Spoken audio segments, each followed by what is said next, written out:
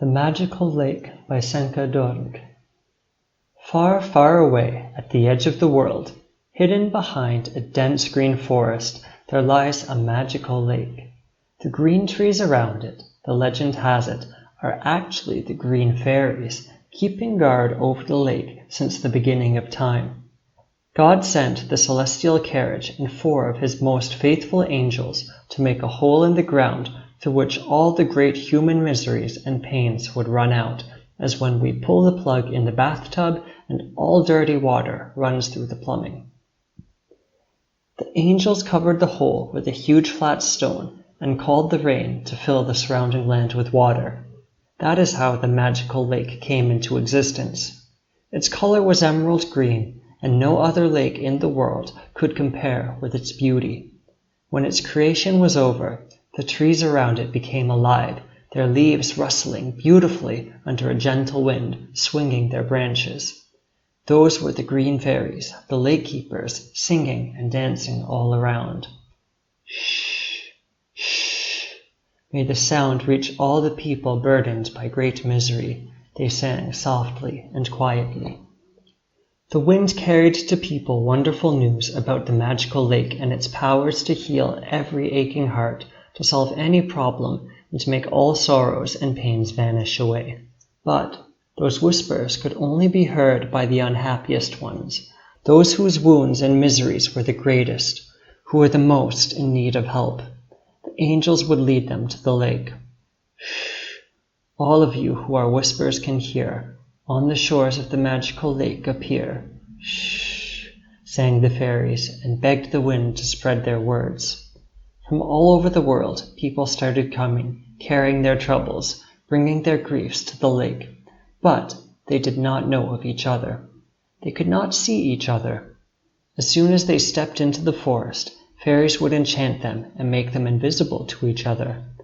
And then they would find themselves by the lake and hear a voice. Get into the lake and hold your breath. Gently, the voice would guide them. Now say, set me free of my misery, and immerse. Fairies would encourage them in their soothing, velvety voices. After people had come out with strange easiness, they would jump on the shore. Whatever they had been weighed down by would have disappeared, and on the surface of the lake, where they had immersed, a stain would appear. The stain of turbid water was somebody's grief, sorrow, or misery dissolved. The green fairies would then entwine their arms while people would gaze in wonder as the tree branches picked them up and carried them over to the edge of the forest. Am I flying? Everyone marveled. The following morning, people would wake up in their beds thinking it had all been one beautiful dream. Their wounds were not hurting any longer, and they were neither sad nor unhappy anymore, but they were overwhelmed with a sense of peace. As people kept coming to the lake to leave their troubles to its water, the water became more and more turbid. When all its transparency was gone, the fairies would immerse their branch-like arms all the way to the bottom to remove the huge round flat stone and let the water run out and take away all the human miseries dissolved. These troubles are no more, and they will never come back, the fairies would mumble, watching the lake dry. They would then put the stone back in its place. Then, following a crash of thunder, out of a clear and sunny sky, beautiful, pearly, soothing rain would start falling. It would pour down the green branches of the trees, the green dresses of the fairies, thus filling again the lake with magical emerald water. On the other side of the world, there lived a young man named Brano. His misery was immense. Brano had been about to marry Tena, a girl he loved ever since childhood. But on their wedding day, as the wedding guests were walking to the church, horses pulling Tena's carriage plunged and overturned the carriage. "Tena! Tena, watch out!" yelled Brano. Tena's body was battered by horses. In the blink of an eye, Brano came to her side. Her white wedding gown was dirty and covered in blood. Her long blonde hair, intertwined with white flowers, lay scattered around her face. Her broken lips were moving.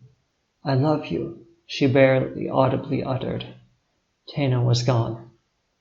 As if he had been struck by lightning, as if the world had stopped. Branno's face froze. His hair turned gray. That very instant he became an old man. For days on he wandered around whispering, "I love you." His mother almost died of sorrow, not knowing how to ease her beloved son's pain, when one day she heard the wind whispering a gentle song. "Shh! All of you who our whispers can hear, on the shores of the magical lake appear." Shh! Soughed the wind, carrying the voices of the fairies. Branno and his mother went to the lake. New rain had just filled it, and the water was clear and as transparent as glass. Holding their hands, they immersed. "Set me free of my misery," they spoke loudly. When they stepped out on the shore, they turned back to see the lake and could not believe their eyes. "What in God's name is this?" They could barely speak. "What happened to the water?" cried Branno. The entire lake was turbid like some puddle of mud. So great had been their sorrow that dissolved in its water.